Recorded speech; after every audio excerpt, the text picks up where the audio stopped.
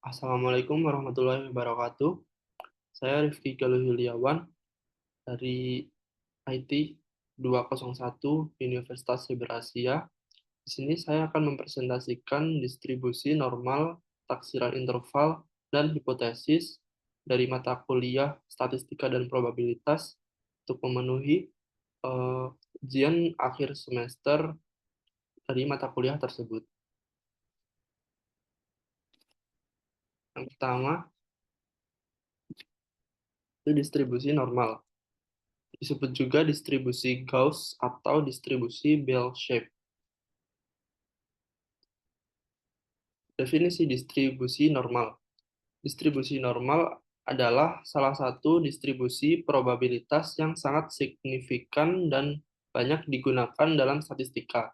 Distribusi ini menampilkan bentuk simetris dengan kurva lonceng, di mana mayoritas data berpusat di sekitar nilai tengah dan secara merata menyebar ke kedua sisi nilai tengah. Ciri utama distribusi normal yaitu yang pertama berbentuk simetris.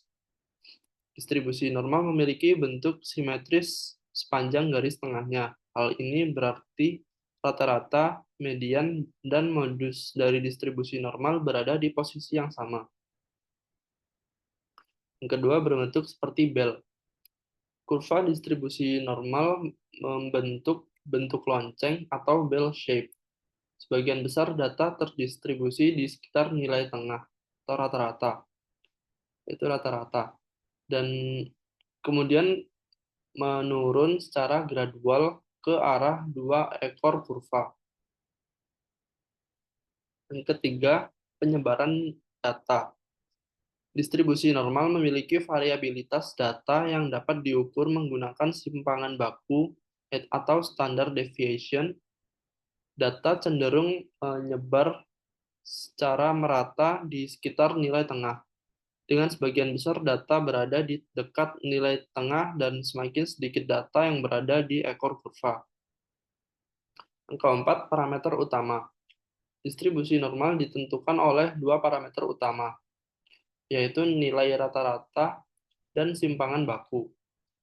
Parameter ini mengontrol lokasi dan bentuk distribusi normal. Dan bab kedua yaitu taksiran interval. Taksiran interval merupakan sebuah konsep statistika yang berguna untuk memperkirakan rentang nilai yang dapat mencakup parameter populasi tertentu dengan tingkat kepercayaan tertentu. Sedangkan parameter populasi itu sendiri adalah nilai yang ingin kita ketahui secara pasti. Namun karena keterbatasan dalam mengamati seluruh populasi, kita mengambil sampel dari populasi dan menggunakan informasi dari sampel tersebut untuk membuat perkiraan tentang parameter populasi. Taksiran interval menghasilkan rentang nilai yang memperhitungkan ketidakpastian yang ada dalam estimasi berdasarkan sampel. Inti dari taksiran interval adalah bahwa kita tidak hanya memberikan satu angka sebagai perkiraan, tetapi juga menyertakan rentang nilai yang memperhitungkan kemungkinan variasi dalam sampel yang berbeda. Taksiran interval sangat berguna dalam analisis statistik karena memberikan informasi tentang seberapa presisi dan dapat diandalkan perkiraan kita tentang parameter populasi. Taksiran interval juga membantu mengatasi ketidakpastian dalam proses pengambilan sampel dan memberikan gambaran yang lebih lengkap tentang karakteristik populasi yang diinginkan. Contoh taksiran interval.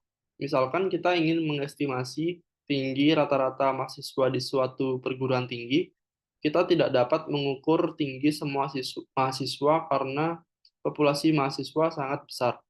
Jadi kita mengambil sampel acak dari populasi tersebut, yaitu jumlah 100 mahasiswa dan rata-rata tinggi itu 170 cm. simpangan baku 5 cm.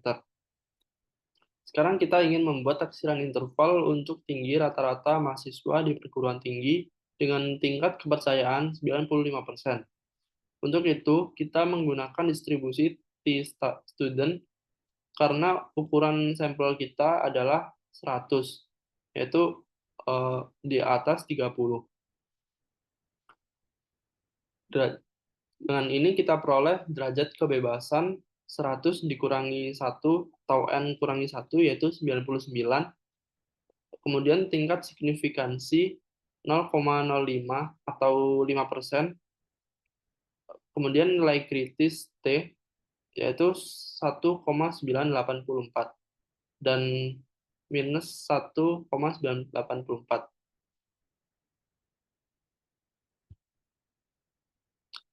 Kemudian kita dapat menghitung batas atas, yaitu mean plus nilai T dikali simpangan baku dibagi akar jumlah sampel. Sehingga 170 ditambah 1,984 dikali 5 dibagi akar 100. Kemudian diperoleh 170 ditambah 1,984 dikali 0,5. Kemudian hasil akhirnya yaitu 170 ditambah 0,992 yaitu 170,992. Kemudian batas bawah yaitu mean dikurangi nilai T dikali simpangan baku dibagi akar jumlah sampel. Mirip seperti sebelumnya, hanya berbeda pada minus dan plus. Kemudian saat kita kalkulasi yaitu 170 dikurangi 1,984 dikali 5 dibagi akar 100. Kemudian diperoleh 170 dikurangi 1,984 dikali 0,5.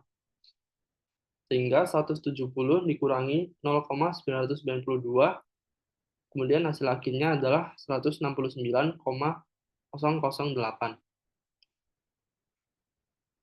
Dengan demikian, taksiran interval untuk tinggi rata-rata mahasiswa di perguruan tinggi tersebut dengan tingkat kepercayaan 95% adalah antara 169,008 cm hingga 170,992 cm. Bab ketiga yaitu hipotesis. Hipotesis adalah sebuah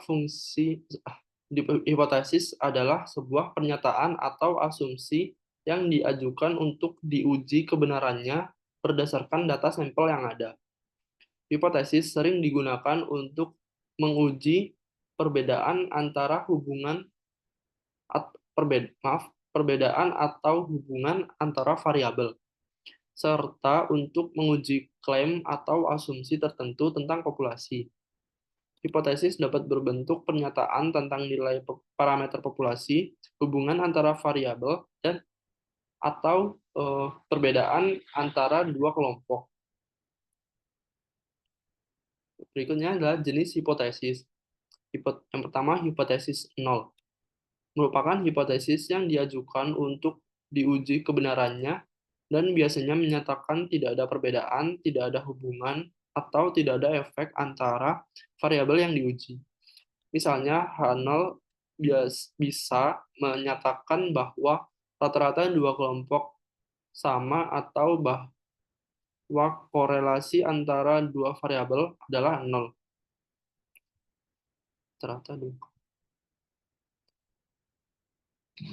Yang kedua, hipotesis alternatif atau HA merupakan hipotesis yang bertentangan dengan hipotesis nol dan menyatakan adanya perbedaan, hubungan, atau efek antara variabel yang diuji. Hipotesis alternatif berfungsi untuk menunjukkan bahwa ada sesuatu yang menarik yang layak untuk diuji. Misalkan sebuah perusahaan mengklaim bahwa pengenalan pelatihan karyawan baru akan meningkatkan produktivitas tenaga kerja. Dalam hal ini, terdapat dua hipotesis yang diajukan. Yang pertama, hipotesis nol tidak memiliki pengaruh signifikan terhadap produktivitas tenaga kerja. Yang kedua, hipotesis alternatif atau hipotesis satu memiliki pengaruh signifikan terhadap produktivitas tenaga kerja. Yang pertama, tidak memiliki pengaruh, yang kedua memiliki pengaruh terhadap produktivitas tenaga kerja. Selanjutnya, dilakukan penelitian dan pengumpulan data mengenai produktivitas tenaga kerja sebelum dan sesudah pelatihan karyawan baru diberlakukan. Data tersebut kemudian dianalisis menggunakan teknik statistik yang sesuai, seperti uji T atau uji ANOVA. Jika hasil analisis statistik menunjukkan nilai uji T yang signifikan dan berada di luar batas kritis yang ditentukan, maka hipotesis nol dapat ditolak dan hipotesis alternatif diterima. Artinya, pengenalan pengenalan pelatihan karyawan baru memiliki pengaruh signifikan terhadap produktivitas tenaga kerja. Namun jika hasil analisis statistik menunjukkan nilai uji T yang tidak signifikan dan berada di dalam batas kritis, maka hipotesis nol gagal ditolak. Ini berarti data tidak memberikan bukti yang cukup untuk menyimpulkan bahwa pengenalan pelatihan karyawan baru memiliki pengaruh signifikan terhadap produktivitas tenaga kerja. Sekian, terima kasih. Mohon maaf jika terdapat kekurangan dari materi dan cara penyampaian pada presentasi ini. Wassalamualaikum warahmatullahi wabarakatuh.